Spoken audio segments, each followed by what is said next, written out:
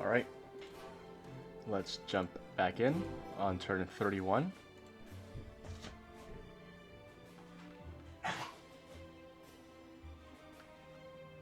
All right.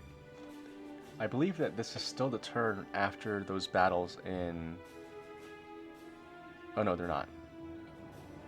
Fairfax, really? They attacked again? Okay, no, it is. It is still. Okay. I do want to just sort of read through what happened here. So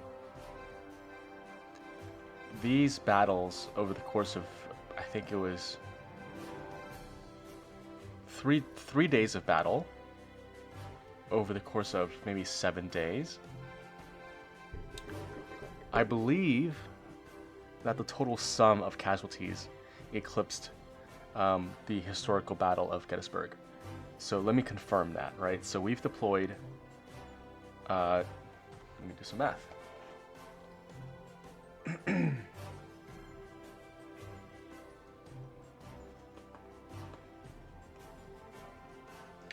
We deployed about 132, sorry, is that math right? Yes, 132,000.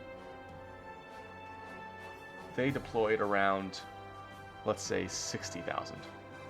So they're already coming onto the battlefield with a disadvantage as an attacker of 2 to 1.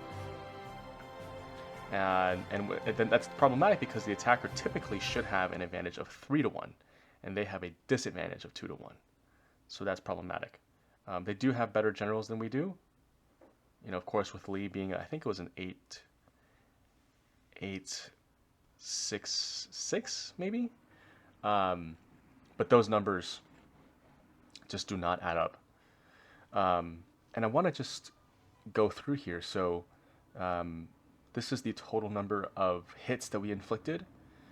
These refers to, what does that refer to? I don't know. Oh, maybe that's cohesion loss, right? So this is that right? Initial friendly side. Initial range, elements lost. Okay, yeah. Elements at the start. So I guess this refers to the number of elements at the start? I don't know. Okay. I know for sure that this number here, the heart and the 286, refers to the total number of casualties the Confederate Army inflicted upon us. And of course, this refers to the number of casualties we inflicted upon them. Right, so, and then we look here, we can see that these are other sort of modifiers of the battle. So we were fully supplied in supplies and ammunition. We did not achieve surprise in the battle. Percent of units which were inside the city during the battle, only 2%. We had a trench effectiveness of 333%. So if the rating is above 100, it means that the units are in a multi-level trench network. No units retreated during the battle. The number of prisoners taken expressed in conscript points is 10. The number of enemy units captured is 0. Okay. The number of elements which were routed during the battle is 4. And the number of elements failing a morale check is 71. Does that refer to us or them? Let me see. I think us. So 4 of our units were routed, and then 71 failed their morale checks. Captured equipment taken during the battle. Okay, and this is how much equipment we captured as a Union. Okay, and then for them, they were well supplied. They did not achieve surprise. No units were in the city. They had no entrenchment bonuses. Number of retreat attempts, they attempted to retreat 4 times. Okay, no prisoners were taken by this side. Okay, so we did take 10 conscript points worth of prisoners. So that means like now we have 10 more than we would before, and that sort of simulates like prisoner exchanges. So if we took 10, they gave 10 back to us, right? So we get that 10 back into the pool. Okay, and then number of elements which were routed during the battle is 71, and the number of elements failing a morale check is 62 on the Confederate side, and they captured no equipment during battle. And then if we look sort of in more detailed, right, we can see each division and how well they performed, right? So this division under, let's actually find our artillery unit first. Here we are. Oh wow, yeah, that sucks. We lost a whole division. So we're going to go to French's division because he is our artillery division, and you can see there here that he received no hits, right? So he was not attacked and did not incur, did not take any casualties, and he inflicted 41 hits and 401 cohesion cohesion hits to the enemy, and in return they suffered no hits, right? So that all of their men are still here, and they suffered a cohesion hit of 44. Okay, so that's important. So they inflicted 41 hits. Okay, let's see third division. Okay, these guys did a lot of work. They inflicted 85 hits, and only suffered 6. That's huge. Here they inflicted 40, and I don't know what that red number refers to. Why is it red? Don't know. But they inflicted 40 and only took 5 in return. These guys inflicted 67 and only took 5 in return. And so you can see, as you go down the line, which units performed really well. For example, this is 109, right? This is the most. So no, wait, who had the most? 109, yeah. So that's Runyon. Yep, Runyon's division has taken the first place in terms of the number of hits inflicted upon the enemy. If we can keep going down, that's Runyon. Let's see, green, 50, okay. Again, French is 41. Y'all, yeah, you only inflicted 1 hit and you suffered 54, so that your whole division was destroyed. And that's because you had a medium hit of probability. We were exhausted, so our division did not fight well. And then, nearby source, and our deadly fire ravaged enemy ranks. Okay, well, I mean, not that well, but still. Okay, let's continue looking down here. This is CP Stone inflicting 45. Shields inflicting 49 hits. Okay, this is Schurz inflicting 83. Miles here inflicting 190. Right, his entire division of artillery inflicted more hits now than any other division in our army, including, who was it? Runyon, 109, right? So 190 is our top right now under General Miles. Okay, let's Sykes, 17 hits. Heinzelman, 45 hits. Who are you? Morel, 16 hits. And then Tyler, 50 hits. So you can see that because of our battle plan, which was mass fire, you can see here, we're forming infantry mass, and then we're mass firing. It provides greater opportunity for your divisions of artillery to just completely blast the enemy, and take no hits in return. And that's why we sort of organized our army in this way. I read in some forum post that this is the sort of most effective way to organize your army.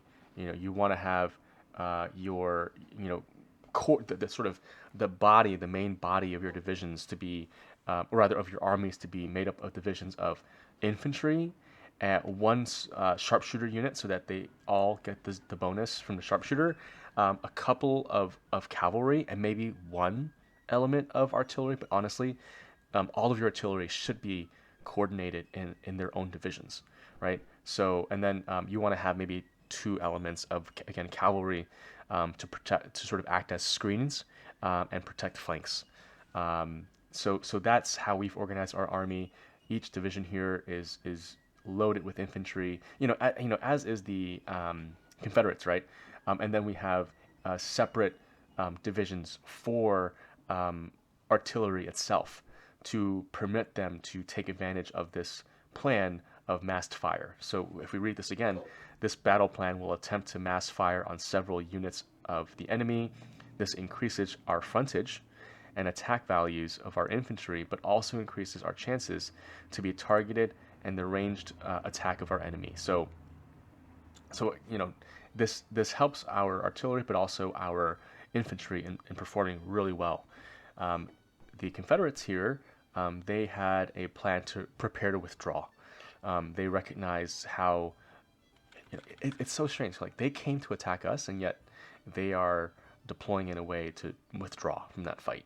So something wrong happened here. Maybe they didn't have enough intelligence to know how many armies we had here, or maybe they got overzealous and something. They were just ordered to attack us in front of our defenses in Alexandria, and they saw what they were up against and decided to withdraw. Right. So you can see here that this is Edmund Kirby Smith. He inflicted 17 hits, but suffered 163. That's huge. That's huge. For every hit that he took on us, he suffered 10. Right. This is Tolliver. In the same way, inflicted only 4, and suffered 88. This is Whiting. Not too bad actually, inflicting 33, but only 33 compared to the 152 he took. And the same sort of pattern goes all the way down. So this division under Forney took 49 hits in exchange for inflicting 17. Right. What else? D.H. Hill inflicting 16 and suffering 32. Zollicoffer inflicting 10 and suffering 27. Right. These guys, Colston's brigade, not too bad. He didn't suffer any hits, and you hit us for 6. Jackson, God, I mean Jackson has this reputation, right? For being an amazing commander, and yet this division under his command only inflicted 19 hits on us and suffered 121. Again, that's a 10-to-1 rate. And then what else? If you go down a little more, under Thomas, inflicting 30, suffering 155. Withers, 117 to 99. So you can see just how badly they performed. I think the only sort of win they got out of this was that they destroyed our division. So all of these units are gone forever, which is unfortunate.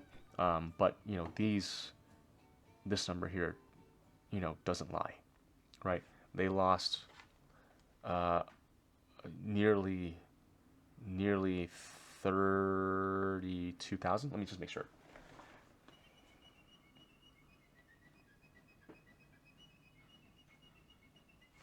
I mean, they suffered nearly 31,000, right? It's just around 31,000 casualties in the first day of these sets of battles in Alexandria. So let's try to find the next one. There we go. That's the next one. Day 8. So the last one was day 5. So 3 days later, they attempted another attack. Again, they're preparing to withdraw, but still we're ravaged by our forces. Again, all of our troops are here. We suffered maybe 2,200 casualties. They suffered 12,000. Just sort of, Uji is here now. 19 hits to 147. Winder is here, 23 to 82. Evans, 5 to 127. I mean, each one here, these are casualties that I don't think the Confederacy can maintain, and this is what I mean at the outset of this campaign when we talked about attriting the Confederacy down in the first 2 to 3 years of this war, so that we could again attrit them down and then impose our will upon them. And it looks like these are different divisions than the first battle on day 5 here. So it looks like what's happening is they were streaming people in from Manassas or Fredericksburg or Culpeper, and as they were coming in to attack us, and then quickly realizing they needed to withdraw. Um, and that's sort of the nature of the what was so hard about commanding armies at this time was that you have these battle plans set of like converging armies into one place at the same time, but in reality you have to rely upon your sub commanders, your corps commanders and your division commanders to actually execute those plans. And it seems like for one reason or another, Uji, Winder, and Evans arrived later than the rest of the army, right? And maybe we can see here the next battle. Let's click through and find it. Here we go, the last one on day 11. So another 3 days later, another set of folks arrived to attack us in Alexandria, and in the same way they had to withdraw. And in this last of the three battles, um, you know, even worse outcome for them. We only suffered 1,000 maybe, and they suffered 15,000. Those are just incredible numbers. So you can see here Smith, um, you know, 9 to 192. That's incredible. McGowan, four. Oh my God, so, inflicting 4 hits on us and suffering 219. Like they were fatigued. So they were marching from somewhere out there. And Colston, um, inflicting 2 and suffering 51. I'm honestly surprised that none of these sort of detached elements here didn't completely, weren't completely destroyed. So you can see here, like this Connor's brigade inflicted 3 hits but suffered 57, and you can see here on this heart here and this 50, they only had 50 hit points to give. So if we inflicted 3 more on this unit, they would have been destroyed. Right? So the first battle, and I'm going to have to sort of go back to the main menu to add them all up. The first battle was around 31,000. This battle, these casualties were, let's see, 14 plus, let's say 3. 3. Okay. Already, of these 2 days, the 5th day and the 11th day, the Confederacy suffered 48,000 casualties. So let me, because I can't click back. Once I've clicked away, I can't find that battle message anymore. So I'm going to load in again and have those battle messages pop up for us. Okay. All right. That's the first battle, right? No, this was the second battle. Yes. So this is the second battle on the 8th day, and we'll add these up real quick. So that's another 10, and then let's say 2. So in total, they suffered 60,000 casualties in these 3 battles within 6 days of each other. Right? Gettysburg was a battle fought over 3 days in a 3-day period, from July 1st to July 3rd. My memory is that each side suffered over 20,000 casualties each. Okay, so that's about 40,000. Let me just make sure. I'm going to Google it.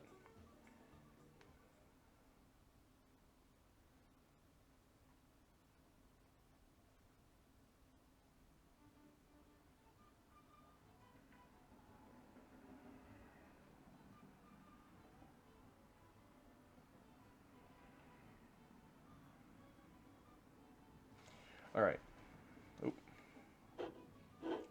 So, Gettysburg.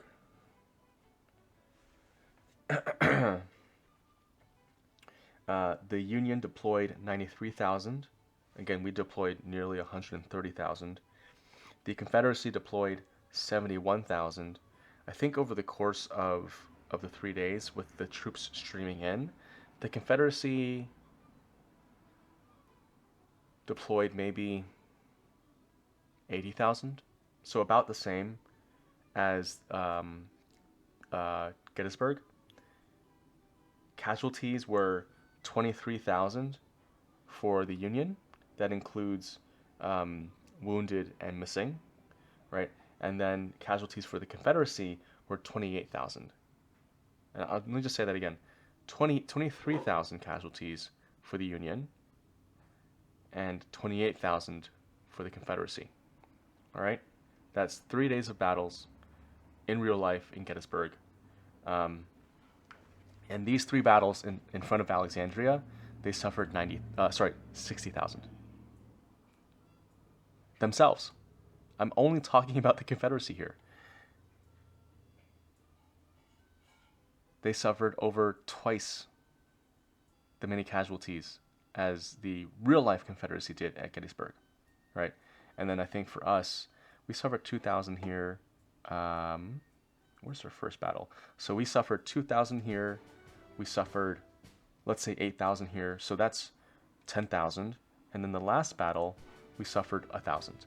We suffered at most 12,000 casualties in exchange for 60,000 Confederate lives.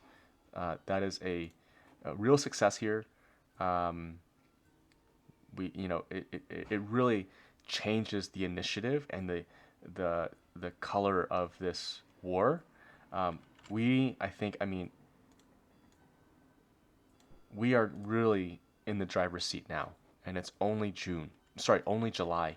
We have until maybe November until it becomes, muddy and rainy, and then in December snowy, where we have to stop campaigning, right? So we've got a good 4 months of campaigning, 4 good months left. All right, that was a little long-winded, but I think that was just important to sort of drive that home of like how important those battles were within this perspective, because in real life in 1862, the Union were losing battle after battle, right? In 1862, you'd had battles of Antietam, Manassas, the Second Manassas, Fredericksburg. You had the Peninsula Campaign. Chancellorsville and Gettysburg, of course, were in 63, right? But those battle after battle, starting from the Peninsula Campaign, where Lee came into command here, right here, and pushed the Union Army out back into the sea, up until Gettysburg. They were in control. The Confederacy were in control, and for us, we've been able, I think, and maybe I'm being a little too confident about this, but I think that we've been able to wrestle initiative to our side in 1862.